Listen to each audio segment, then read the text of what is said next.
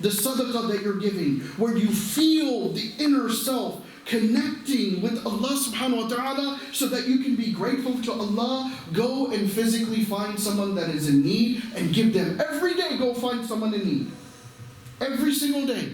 Brothers, sisters, when you cook at home and you make food, make extra food.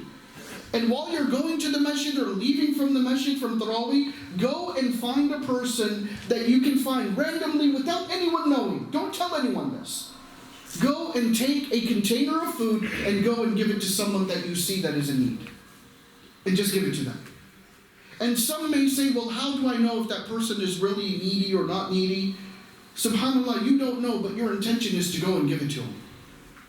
And connect with Allah through that burhan, that ray of light that comes out when you are giving. وَالصِّيَامُ ضِيَاءٌ. You know how the sun just burns? What we talked about, Ramida, and وَالصَّبْرُ ضِيَاءٌ in another hadith. That your fasting should be that burning away of the impurities that have gathered in our hearts. Because a lot of us have that impurity in our hearts where we develop hatred towards someone, where we develop ill feelings towards someone, where we've got things that we've seen that are haram, things that we've said that are haram, things that we do that are haram. If our earnings are haram, make a clear intention to Allah that Allah take me out of the haram and allow my earnings to be halal. Make that intention and write this down. Say, Allah, this is what I want, this is my niyyah, and this is what I want. Because then that suhuf, that paper, that pen, the qalam that you use to write it down will be a witness for you on the Day of Judgment to say, oh Allah, I am witness that he wanted to get out of this haram, because this is one of the du'as that he wrote down. We really don't know how to spiritually connect until we start to think about how am I going to use the other aspects of dunya to help me on Qiyamah, on the Day of Judgment. Because our ultimate goal in Ramadan should be our preparation for the Day of Judgment, for what is going to happen on the Day of Judgment. Because when we do this, we start to connect with Allah. Physical preparation. Sorry, I went on a long time with the spiritual preparation. Are we taking it to 7:40? Are you guys okay if we take it to 7:45? Or are you guys getting tired? Because I know I talk a lot. You guys good? Good? Are you guys? Is this beneficial so far? Okay, alhamdulillah. Physical preparation.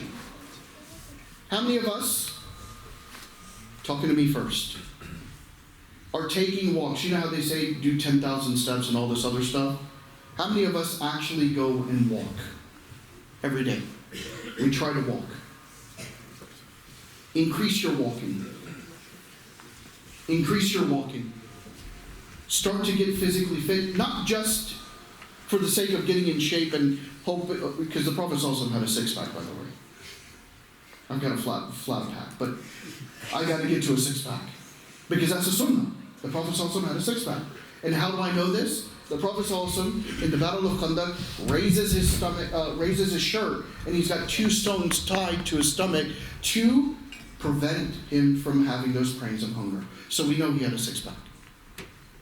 We need to get in shape for our ibadah, not just to look good, so that we can stand in front. Well, we shouldn't be standing in front of the mirror and be like, right? We shouldn't be doing that, because then you're putting evil eye on yourself.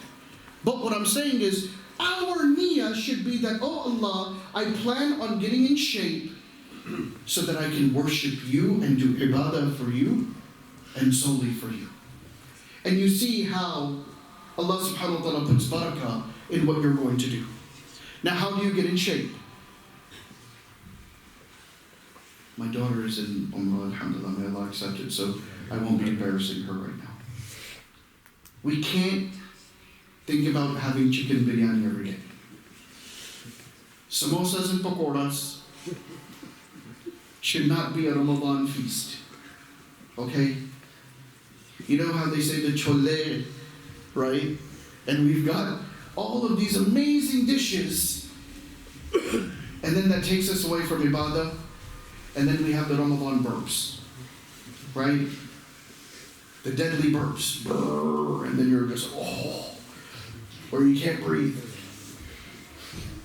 we need to stay away from that, because the other thing is majority of the time, not all the time, but majority of the time, who is normally engaged in preparing the 5-10 course meal for us?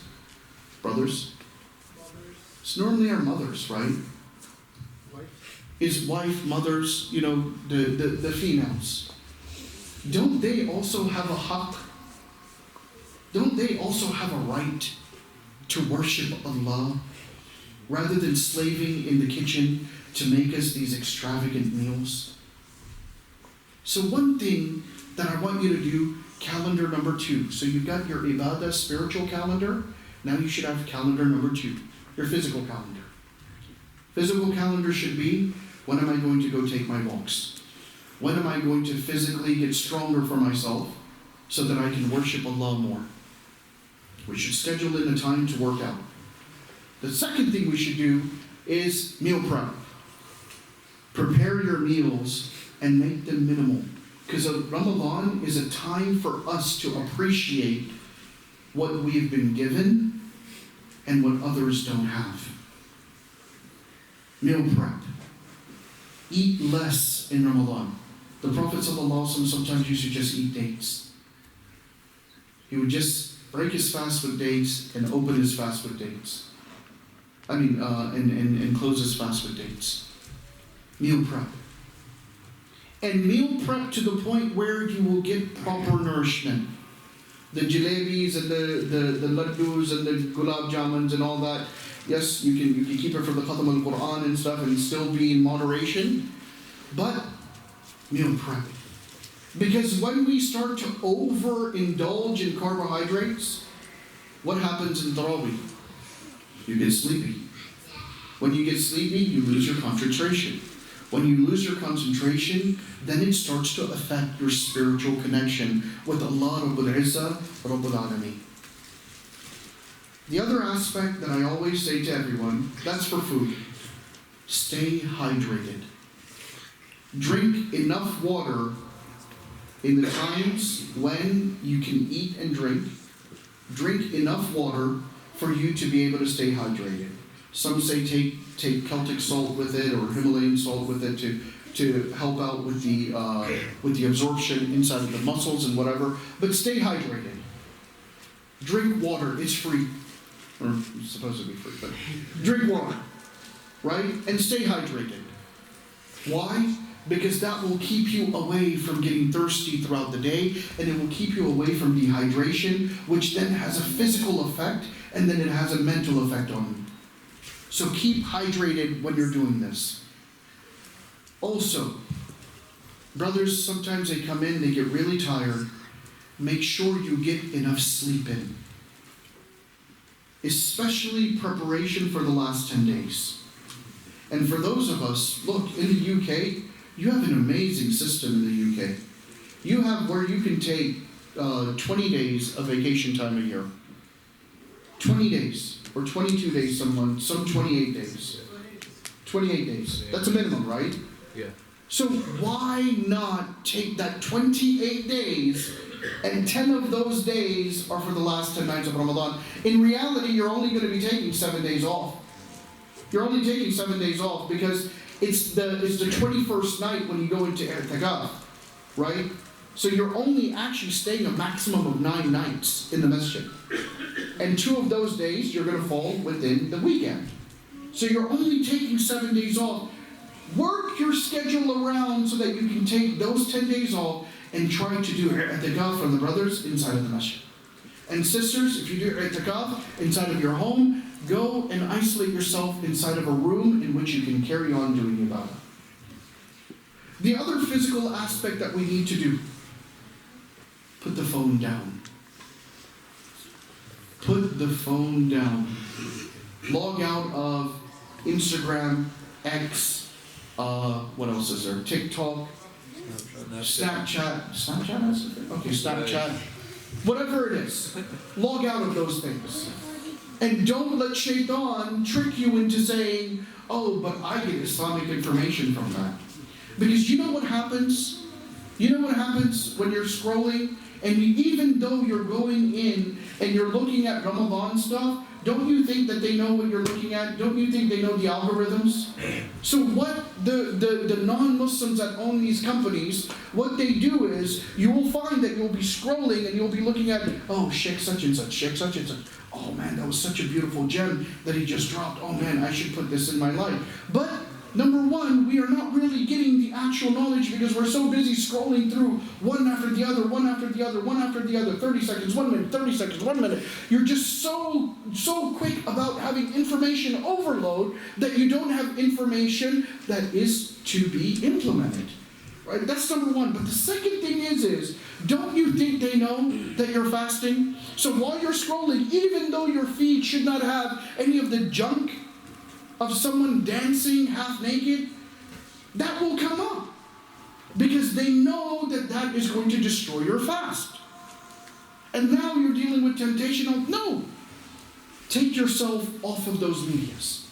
If there is a talk that is going to be broadcasted, you know what time the talk is going to be, and you can't make it to the masjid or do that, log in at that time and just go to that profile. But even then, you are risking seeing something that is haram.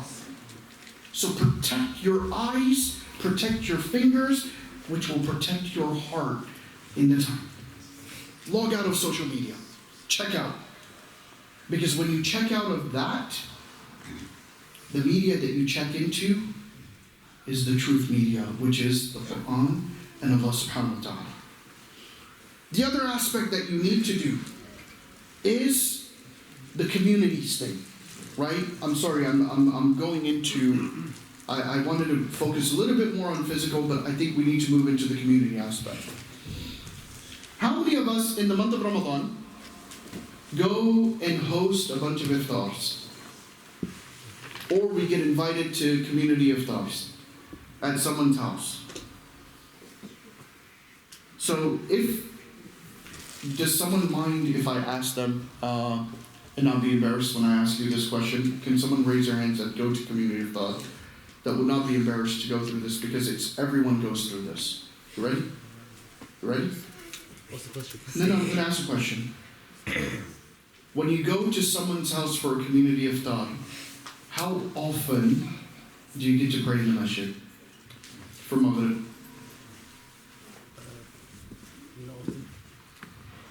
Zero. We pray together. You pray together, but not in the masjid. Yeah. Right? And then, how often, that's Maghrib, how often do we also miss Isha? Because we carry on with the conversation. Is it Isha in the masjid or is it Isha in the masjid, not with the people there. So if we miss Isha in the masjid, how often are we praying the Tarawih that night? So was it, in terms of return on investment with Allah subhanahu wa ta'ala, was that a maximum return to miss 2 salahs that you normally would pray in the masjid, get 27 times 70 rewards, right, for praying in the masjid in the month of Ramadan, and then praying your Tarawih, and multiply that by 2? What's the better return? Feeding someone or doing that ibadah? The ibadah, right? So engaging in community activities, I don't say don't do it. But think about your return that you're going to gain. And would it be better to just bring the food into the masjid, or invite the person into the masjid and make enough food so that everyone can enjoy that food, and you get the aspect of community within the masjid? Would this be better? This is what I mean by doing business with Allah. Plan out what you can and cannot do. And plan out how you're going to do it and how you're going to engage in it.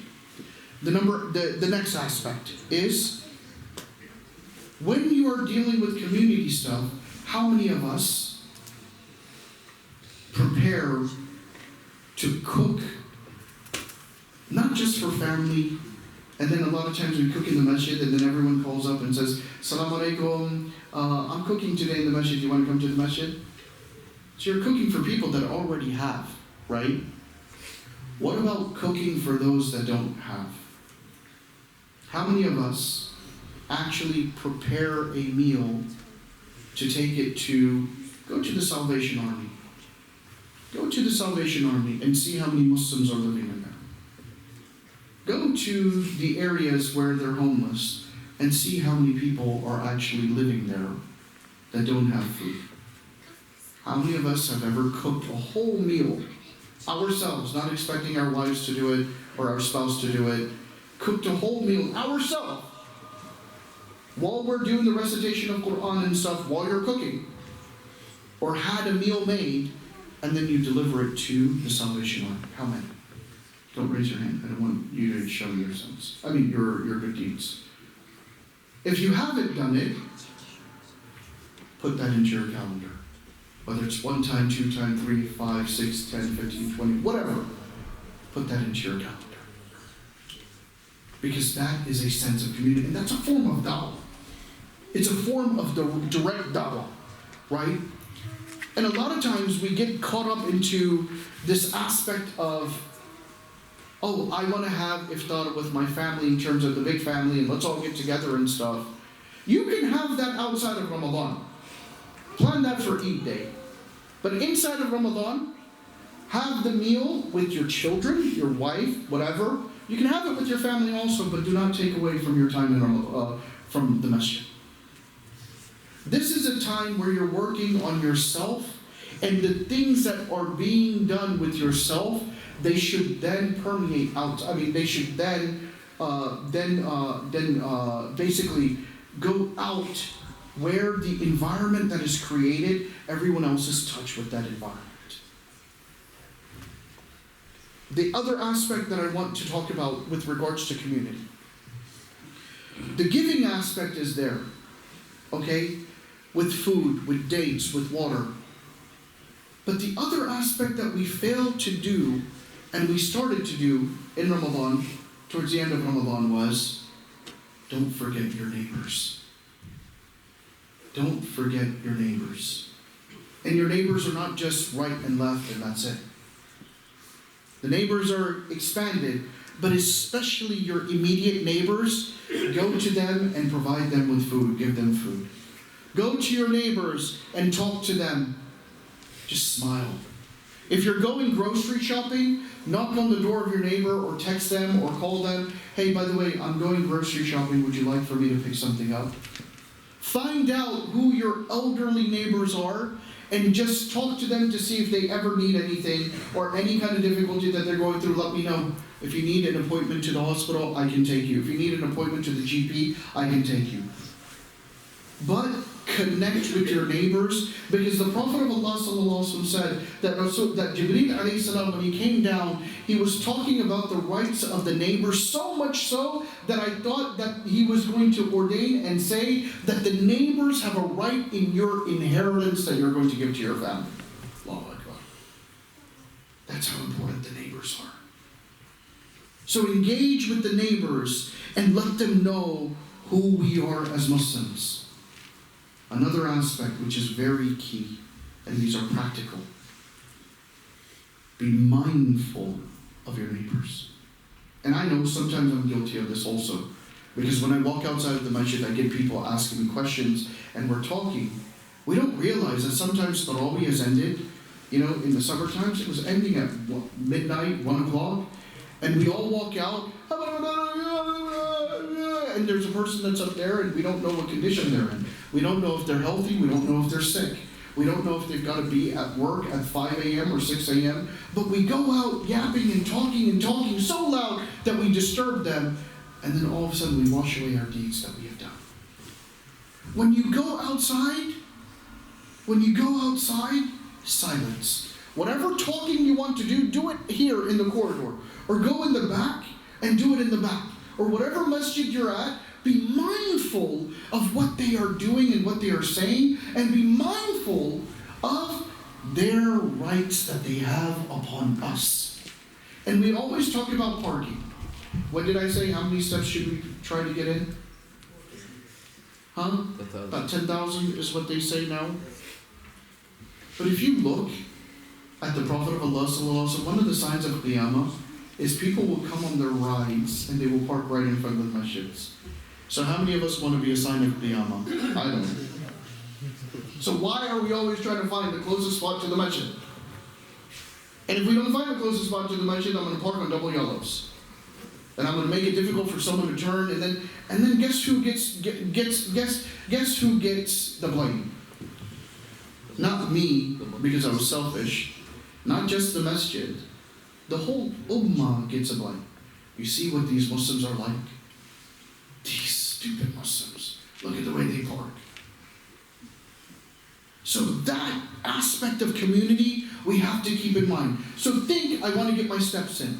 Think spiritually. We want to do istighfar. Every step you take, you get a reward. And the malaikas make dua asking for your forgiveness. So the further you park, and the further you walk, the more hasanat, the more good deeds, and the more sins are wiped away. And the deeds are increased. Return on investment. Because if I park 2 blocks down, how much time is it going to take for me to walk in? Half a minute to a minute, 2 minutes, compared to parking close by?